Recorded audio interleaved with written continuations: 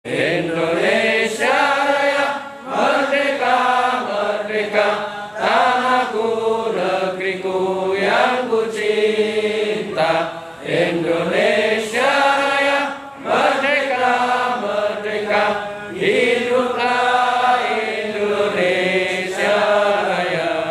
Nah, di Indonesia lepas itu agak lama. Makanya kemudian orientasi kebangsaan Indonesia menjadi cukup bermasalah. Di beberapa kalangan anak muda, bendera Filistin lebih menarik daripada bendera merah putih. Bendera la ilaha illallah tiba-tiba lebih menarik daripada bendera merah putih. Dia lupa bahwa bendera itu simbol. Kalau kalimatnya la ilaha illallah hitam itu simbolnya Hizbut Tahrir, kalau hijau dengan pedang itu simbolnya Saudi. Nah kalau kuning dengan kotak itu simbolnya ada orang mati. Di Indonesia kan gitu, tadi ada orang mati. Kalau panjang itu di keranda. Makanya kadang anak-anak itu nggak bisa menerima nalar. Kalau jadi bendera itu jadi simbol. Nah kalau jadi simbol itu bukan lagi problem kalimat tauhid. Kalau la ilaha illallah sebagai kalimat tauhid, kami paling rajin menyebut dalam tahlilan. Tapi kalau jadi bendera, kami yang nggak mau karena itu bukan bendera Indonesia, juga bukan bendera Islam. Kalau alasan kemudian menolak bendera la ilaha illallah adalah menolak la ilaha illallah, enggak. Kami menolak bendera Palu Arit karena itu benderanya PKI. Tapi kalau kami ke ladang tetap pakai arit, pergi nukang pakai palu. Loh. Nah, ini kan tiba-tiba terakhir kemarin ini. Kita bisa merasakan betapa kemudian problem kebangsaan kita menjadi luka. Lu masuk pilpres yang kelanjutannya pilkades, ya memang di situ ada dangdutan, ada duitnya, kan itu biasa lah kelanjutan pilpres. Kalau dia pesta demokrasi, tiba-tiba menjadi perang badar. Sampai kemudian yang dikeluarkan itu jumlahnya perang badar. Kalau kau tidak menangkan kami, aku khawatir nggak ada yang menyembahmu misalnya. Nah, ini lompatan-lompatan yang luar biasa. Gitu loh. Pilkada yang tadinya adalah pesta demokrasi di mana semua orang punya kontestasi ideologi, kontestasi politik, tiba-tiba seolah-olah dia menjadi perang agama. Nah itulah akhirnya kemudian kok tiba-tiba si gandoli itu tiba-tiba NO, sehingga seolah-olah NO itu panitianya Indonesia. Dalam pilpres panitianya ya NU, dalam problem sosial panitianya ya NU. Nah bagi orang yang nggak paham, terus kemudian datang kita udah jadi panitia, terus itu opo begitu. Jadi kadang-kadang orang yang nggak paham bahwa NU itu sesungguhnya memang pekerjaannya itu tiba-tiba datang apa sih ini orang itu opo-opo. Cek gaweanmu itu orang itu butuh lakoni gitu loh. Iya kan? Itu yang kadang orang tidak mengerti. Jadi cita-cita kebangsaan itu memang sudah dilakukan oleh para pendiri bangsa. Makanya NU itu sekarang bukanlah sesuatu yang baru sesungguhnya. NU itu sudah ada sebagai harokah dini ya, mungkin biyen sembayangnya semua itu ngono NU, saudara ini itu sembayang. Itu kunut itu ngono NU ya wis ngono kunut. Tahlilannya ngono NU ya wis ana tahlilan. Tapi gerakan agama yang seperti ini dibikinkan wadah itu tahun 1926. Jadi antara khitah diniyah dengan khitah jam'iyah itu berbeda. Kalau khitah diniyahnya ahli sunnah wal jamaah itu ya orang NU ya bisa ngomong Islam. Makanya kemudian Islam itu bukan NU itu bukan Islam yang baru, organisasinya baru. Kayu ini biar ya bisa ngomong itu, tapi dibikin rumah ya baru. Tapi apakah kemudian rumah ini bukan berangkat dari kayu yang lama? Ya enggak. Nah itulah makanya kemudian kita ini sering membicarakan konsep ahli sunnah wal jamaah, karena ahli sunnah wal jamaah itu bukan barang baru, itu barang kuno. Sebagai sebuah pengingat buat kita semua agar orang itu paham beragama itu memang ahli sunnah wal jamaah. Keluar dari ahli sunnah wal jamaah, ya pasti konslet. Kenapa? Karena itu adalah urut-urutan ilmiah. Jadi urut-urutan ilmiah, diniyah itu ya ahli sunnah wal jamaah. Makanya semua orang mengaku ahli sunnah wal jamaah, tapi yang konsisten tinggal siapa? Ya itu makanya kita juga nggak bisa, oh dia bukan ahli sunnah wal jamaah. Ya semoga WDE ahli sunnah wal jamaah. Nah itu, ahli sunnah ya nabi. Nah orang yang ketemu nabi itu namanya sahabat. Nah ada yang pengen niru nabi tapi nggak ketemu nabi, tapi ketemunya sahabat. Itu sebutannya bukan ashabus sahabat tapi pengikut, bukan temennya sahabat itu enggak, tapi pengikut. Nah begitu orang mau ikut nabi nggak ketemu nabi, ikut yang ketemu nabi juga nggak ketemu, sahabat nggak ketemu, ketemunya tabi'in.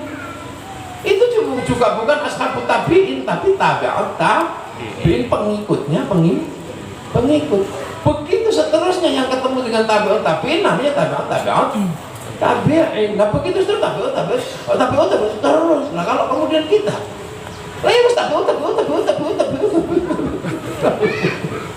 Nah orang yang masih istiqomah di situ itu sopo? Ya cuma NU.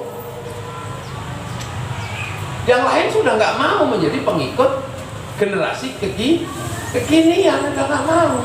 Sementara ke generasi kekinian itu yang mendapatkan privilege, yang mendapatkan mandat itu namanya ulama warasatul anbiya. Lah kita ini hidup di generasinya ulama, makanya kita sadar betul bahwa kita hidup di generasinya ulama. Maka biar nggak ngelunjak dibikinkan organisasi Nahdlatul Ulama, biar kita ini sadar kita ini orang yang hidup di zamannya ulama. Begitu nggak sadar seolah-olah hidup di zaman sahabat. Makanya generasi sekarang yang tidak Nahdlatul Ulama itu biasanya lupa, pengennya langsung ikut nabi, langsung ikut sahabat. Makanya kemudian ada yang berubah, jenggotnya harus seperti sahabat, jenggotnya harus seperti nabi.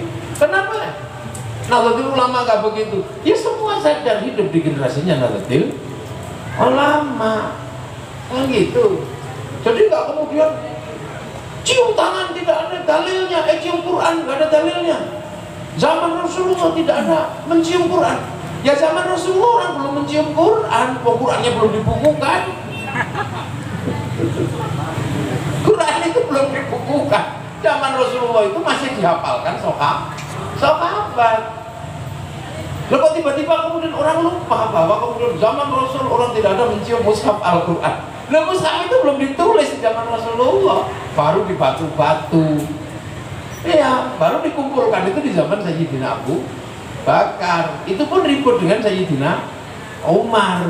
Itulah kata Sayyidina Abu Bakar itu bid'ah, kata Sayyidina Umar enggak lah. Kalau enggak ya nanti kita nggak kebagian. Tapi yang punya otoritas itu sahabat Zaid, karena itu notulennya Nabi Muhammad, ya sudah ditulis gitu. Nah generasinya sahabat masih pinter-pinter kan masih bisa baca. Begitu generasi ini nggak ada, generasi berikutnya lo tulisannya kok lunggak-lunggak kayak cacing ini. Akhirnya dikasih titik-titik tahun 60-an itu sama Abul Aswad Ad-Du'ali. Disebar lagi generasi berikutnya nggak bisa baca. Karena cuma titik-titik tuh akhirnya diharokati sekitar tahun 150. Yang kasih harokat Syekh Khalil bin Ahmad Al-Faraidi, gurunya Imam Syibawayh. Baru generasi berikutnya nggak bisa baca harokat kok, gitu kan? Akhirnya lidahnya beda-beda. Waduhe, orang Jawa alamin ngalamin, orang Padang lekenui, gitu. Beda-beda lidah orang. Itu orang Sunda nggak bisa bilang lu itu terjadi di mana-mana, bahkan kemudian. Jadi nah itu akhirnya kemudian sekitar tahun 200-an dikit gitu ada ulama penelitian cara membacanya orang Kufah, orang Makkah, orang Madinah, itu namanya Abu Ubay Qasim bin Salam. Hasil penelitiannya itu kemudian dirangkum dalam sebuah buku dikasih judul At-Tajwid fi Qira'atil Quran. Generasi berikutnya baca Quran edan karena nggak paham. Orang Asia Tengah baca Qurannya kentir. udah keliling itu. Saya gedung itu gubernur kelasnya, gubernur Asia Tengah namanya Abdurrahman Al-Mahdi. Iku stres karena dia bisa apa? Kok sing siji ida arada syai'an yaqula lahu kun fayakun, kok yang satunya sitati ayamin, yang satu innallaha ala kulli syai'in qadir, yang satu innallaha la yughayyiru ma biqaumin hatta yughayyiru ma bi anfusihim. Akhirnya Abdurrahman Al-Bahdi kirim surat, ketemulah Imam Syafi'i, surat. Akhirnya mulai dipahamkan, oh ini loh muhkamat, oh ini mutasyabihat, oh ini ijma, oh ini qiyas, oh ini sunnah, oh ini sunnah ini. Kalau sunnah ini kekuatannya. Ada sunnah fi'liyah, ada qauliyah. Yang paling kuat itu adalah yang amarona Rasulullah Shallallahu Alaihi Wasallam. Ada Rasulullah nyuruh begini. Yang kuat kedua adalah nahana Rasulullah Shallallahu Alaihi Wasallam angkada, dari ini ditahan. Nah, yang kuat lagi kunna ma'a Rasulullah Shallallahu Alaihi Wasallam naf'alu, aku bersama Rasul menjalankan. Yang kuat lagi Rasulullah itu Rasulullah Shallallahu Alaihi Wasallam yaf'alu, aku cuma lihat Rasulullah menjalankan. Nah, yang terakhir sami itu aku mendengar. Itu lama. Akhirnya Abdurrahman Al-Mahdi paham. Surat menyuratnya dikumpulkan, dikasihkan ke Kuwais muridnya Imam Syafi'i. Akhirnya dibukukan, kasih judul Ar-Risalah, buku induknya Imam. Itu panjang lah. Kalau orang tidak ngerti ahli sunnah wal jamaah dalam urutan generasi, dia akan mengatakan ini zaman Rasul nggak ada. Nah, itu loh. Jadi kehilangan wal jamaah yang sangat panjang. Nah, itu resikonya. Lah makanya ahli sunnah wal jamaah Nahdiyah ini nggak pernah kehilangan orientasi itu. Nggak pernah kehilangan orientasi, terus kembali Quran Sunnah ini terus, itu nggak pernah kehilangan orientasi itu. Nah, itu bedanya. Sampai akhirnya setiap ketemu jalan. Oh, ini jalan generasinya ini, oh jalan generasinya ini. Nah, itu ahli sunnah wal jamaahnya NU itu selamatnya di situ. Tidak kehilangan orientasi per generasi. Makanya kan tidak pernah menyalahkan generasi yang tua, walaupun yang muda lebih paham. Itu makanya kemudian termasuk di Jawa nggak ada kaum tua, nggak ada kaum muda. Nah, kalau di sini terjadi problem kaum tua, kaum muda.